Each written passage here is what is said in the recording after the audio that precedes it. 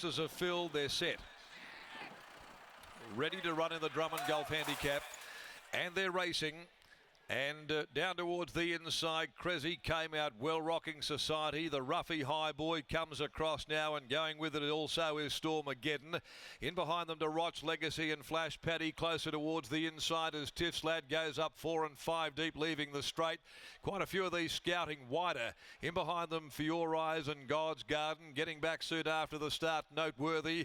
And the last pair included Mystical Man, Flower in the Wind, dropping straight out to last for Campbell as they go to the crossing. 1600 from home. Cressy, though, was able to hold the front. Led the way from the Bolter. Up running second, High Boy. Down on the inside, Stormageddon is prominent there in third spot.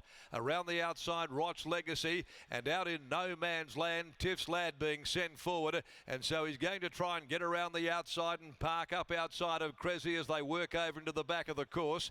A length and a half behind those then is For Your Eyes. Rocking Society just in front of him. Had to come out 3 deep as well when Tiff's Lad went forward. Now the speed comes off. God's Garden on the inside of Flash Paddy as they bunch up 1,000 from home. They're followed by Noteworthy and Flower in the Wind back near the tail end of the field. Last of all is Mystical Man. They've left the 900 behind them, and Roch Legacy making a move around the outside, goes up, grabs the lead. Roch Legacy worked its way to the front, a half a length over Tiff's Lad, who's done plenty to be there. Rocking Society exposed 3 wide for Fiore, going around them here a fair way from home. Down near the inside at the 600 mark is Cressy. High Boy struggling in the middle. Here's a run coming from For Your Eyes around the outside. Onto its back very quickly there also is Noteworthy. Back in the middle, Flash Paddy as they start to bunch up quickly coming into the turn. God's Garden dropping right out on the rails. Stormageddon homeward bound now. For Your Eyes goes up, reaches the lead from Rocking Society. Both joined though by Noteworthy. At the 200, Noteworthy sprints to the lead from Rocking Society. Flash Paddy finding room over towards the inside, runs on and coming again. Stormageddon, Noteworthy, Stormageddon coming. Noteworthy's in front though. Noteworthy beats Stormageddon, who might have been something beaten after getting shunted back on the rail, but has come late with a big run. Behind those, next of all, close up, Rocking Society in a photo with Flash Paddy for third. Mystical Man again running on. Then For Your Eyes, God's Garden, High Boy, Roch Legacy, Flower in the Wind didn't fire. Well back Tiff's Lad after a torrid run, and last is Cressy. Noteworthy, number 3.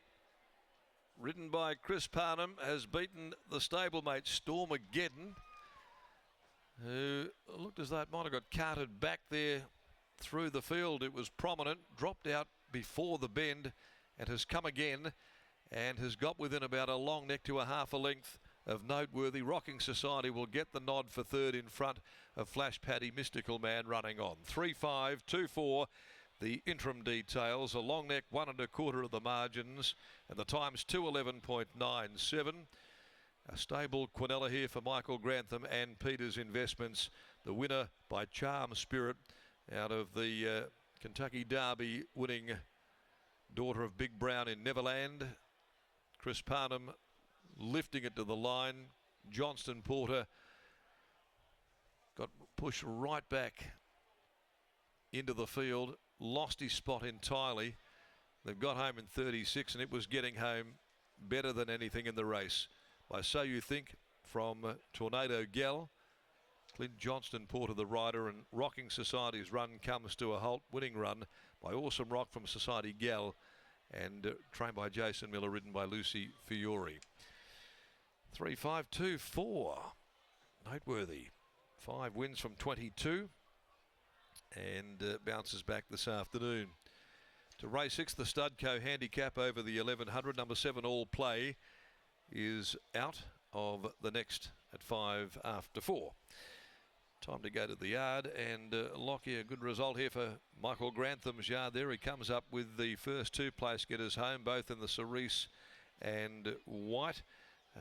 Big run though by Stormageddon, who they probably backed stronger of the pair, with Noteworthy off and gone at the 200. This has got pratted right back into the field and then started a charge again late. So a massive run here by Stormageddon. Thanks, Darren. I'm now joined by winning owner breeder Bob Peters. Bob, noteworthy first things first. Out to the 2100 metres, what was your expectations of her coming into today out in trip? I was hoping that we could do something, and that she's been indicating all along that she might get the ground for us. And, you know, she's out of Neverland, who got the 2400, so it was good to see you could do that. The other fellow was just a bit unlucky, and it was nice to get the result, but we did have the weights in our favour. It was one of those races where momentum and being in the moving line was key, and in the end, that was the difference between your two runners. Yes, that's right. It was a very good run of the other fellow, but that's the way it goes. On noteworthy, as you referenced, her mother ran second on in two Perth Cups, I should say. Has it been a work in progress to get this mare to relax in order to get this type of trip? Yeah, she's a little bit hot-headed at times, but no, she's, you know, this might be a good time for her. How do you assess the chances of Antique Miss in the feature and then Antique Queen in the last? Oh, that feature race is very strong, isn't it? I think that we might have a bit more chance with Antique Queen. Fingers crossed. Well done here. Yeah, they're half-sisters. So. Hopefully one can win. There's Bob Peters after the win of Noteworthy, and here's Chris Parnham catching up with Riley. Thanks, Lockie. Catching up with Chris after the win there of Noteworthy. Chris, as we know, that was her first time stepping out to the staying trip in her career, and she handled it superbly. Yeah, she stayed really well. First time at the trip, this prep, and yeah, it was just right place, right time. It didn't seem to go overly hard in the run. The speed really slackened down the backside, and you were able to work her into the clear, and it probably played into her hands a bit, given we know she's a mare with a really nice turn of foot. Yeah, they didn't go overly hard, and she was just moving in the moving line where it suited horses, so yeah, it just panned out perfect. You ride rushing to the bar a little bit later on today in the feature, the Celebration of Life Day trophy, and it looked as though you may have had a few options heading to that race, but you'd have to say that dropping back in trip, his best would be very competitive. Yeah, for sure. It's actually quite a strong little race. As you said, I had quite a few offers in the race, and yeah, I think any one of 6 or 7 can win it. So yeah, it's an open race, but he goes in with a good chance after a little freshen from the Van Heemp, so I'm expecting him to run a bold race. He has drawn wide, but it looks as though, from what we have seen to date thus far today, that 3 deep with some cover, making a flowing run into the race isn't a bad place to be. No, probably not.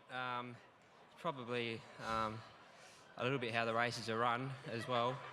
When they stack up, it's sort of, they just get a nice card into it around them, and doesn't suit horses on the rail. But yeah, today's race has been run quite slow, so we'll see how the rest of the day pans out. Congratulations, mate. Well done. Thank you. There's Chris Parnham combining with Michael Grantham, Peters Investments and Noteworthy, taking out the Drummond Golf Handicap, as our attention now turns to Esperance for the Chop and Block Butchery Handicap over 1200 metres. 2